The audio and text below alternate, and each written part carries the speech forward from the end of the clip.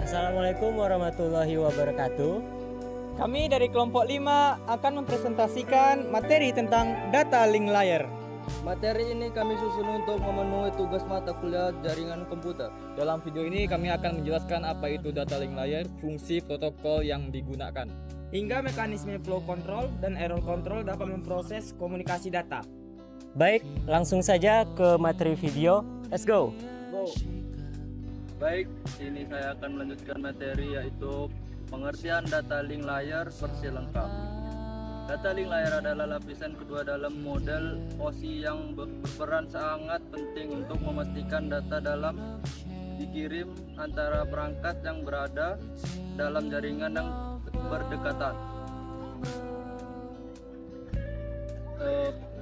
Dalam jaringan yang berdekatan, pada lapisan ini, data tidak lagi berupa bit seperti pada flashcard layer, namun sudah diolah menjadi unit yang lebih berstruktur yang disebut primer. Data link layer juga bertugas mengelola bagian bagaimana data dikirim dengan aman, teratur, dan dapat dikenali oleh perangkat tujuan. Lapisan ini mengatur proses komunikasi jarak dekat agar tidak terjadi konflik benturan data maupun overload pada perangkat penerimaan. Data link layer juga memiliki dua sub lapisan penting, yaitu logical link control atau LLC dan media access control MAC. Keduanya bekerja sama untuk memastikan data dikirim dengan benar dari perangkat ke perangkat lain. Mana orangnya nih? Azmi. Jadi saya lanjutkan tentang data link layer.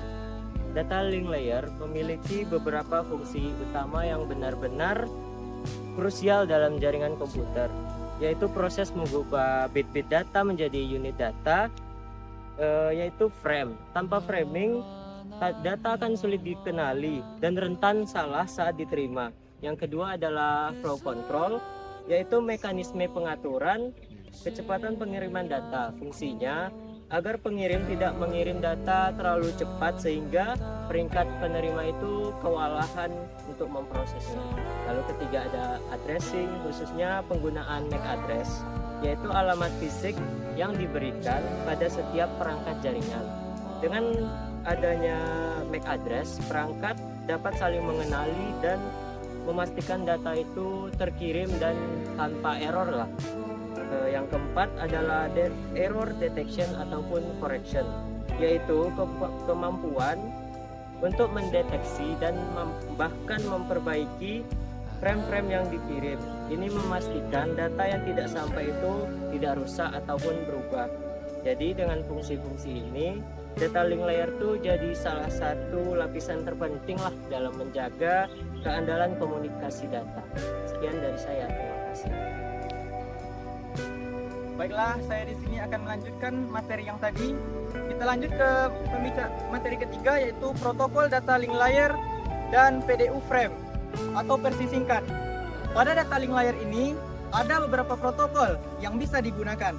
Untuk jaringan kabel yang paling umum adalah Ethernet, ada juga Wi-Fi, dan ada juga Bluetooth. Sedangkan Ethernet adalah yang disingkat dengan IEE 802.3.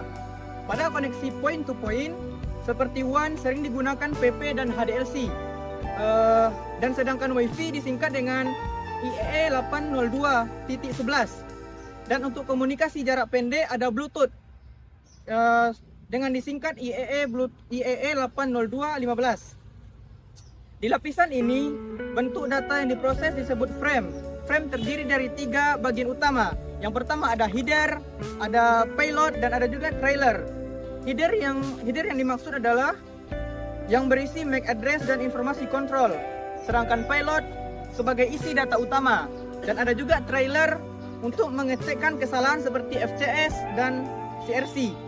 Struktur frame inilah yang memastikan data dapat diterima dengan benar oleh perangkat atau tujuan. Sekian, terima kasih. Baiklah, saya di sini akan melanjutkan materi yang telah disampaikan oleh teman saya tadi. Selanjutnya saya akan menyampaikan materi tentang flow control.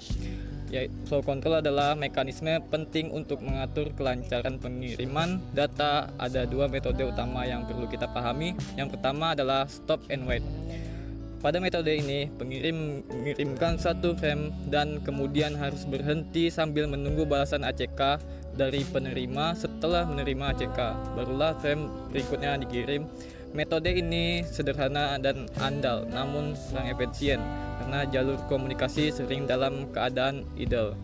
Stop and wait juga memiliki pengembangan berupa alternating sequence, yaitu penggunaan nomor urut 0 dan 1 secara bergantian untuk mencegah duplikasi frame akibat hilangnya ACK. Dengan ini, penerima dapat membedakan apakah frame yang diterima adalah frame baru atau duplikat. Metode kedua adalah sliding window yang jauh lebih efisien. Sliding window mengizinkan pengirim untuk mengirim beberapa frame sekaligus tanpa harus menunggu ACK satu persatu selama masih ada batas ukuran window. Pengirim dan penerima masing-masing memiliki window yang menentukan frame mana saja yang boleh dikirim atau diterima. Selain itu, ACK dapat digabungkan dengan frame balasan. Teknik ini disebut piggybacking yang membuat komunikasi lebih efisien. Sliding window sangat cocok pada jaringan dengan delay tinggi karena jalur komunikasi dapat terisi penuh seperti pipa yang selalu mengalirkan data. Selanjutnya akan disampaikan oleh teman saya. Selanjutnya saya akan membacakan kesimpulan, yaitu ARQ Automatic Repeat Request, yaitu mekanisme pengendalian kesalahan dalam proses pengiriman data. Jenis ARQ yang pertama adalah stop and wait. Metode paling dasar di mana pengirim akan menunggu ACK. Jika tidak ada balasan atau terdapat NAK, maka frame akan dikirim ulang. Yang kedua adalah go back and ARQ. Jika sebuah frame mengalami error, penerima akan mengirim NAK untuk frame tersebut. Pengirim kemudian harus mengulangi frame yang rusak bersamaan dengan semua frame setelahnya. Sini ada yang ketiga adalah selective rigid ARQ, yaitu metode yang lebih efisien karena hanya frame yang rusak saja yang harus. Meskipun lebih kompleks, metode ini mengurangi pemborosan pengiriman data. Keandalan komunikasi data, lapisan ini bertanggung atas frame flow control dan error control, sehingga data dapat berpindah dari lapisan fisik ke lapisan jaringan dengan aman dan teratur. Konsep seperti stop and wait dan sliding windows menjadi landasan penting dan berbagai protokol modern seperti protokol modern. Terima kasih. Sekian presentasi dari kami. Mohon maaf apabila ada kekurangan. Wabillahi taufiq wal hidayah. Assalamualaikum. Assalamualaikum.